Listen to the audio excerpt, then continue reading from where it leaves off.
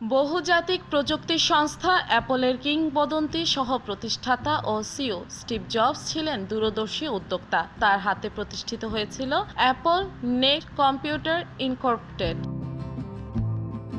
তিনি ডিজনির animation studio পিক্সারের chairman ও সংখ্যাগরিষ্ঠ share holder ছিলেন। স্টিভ জবস অনেকের কাছে টেক টাইটান হিসেবে পরিচিত।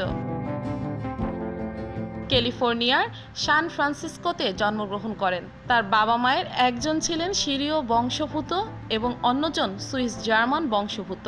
জন্মের পরপরই তাকে দত্তক দেওয়ার সিদ্ধান্ত নেন তারা। পল ও ক্লারা জবস তাকে দত্তক নেন। এই দম্পতি খুব বেশি শিক্ষিত ছিলেন না।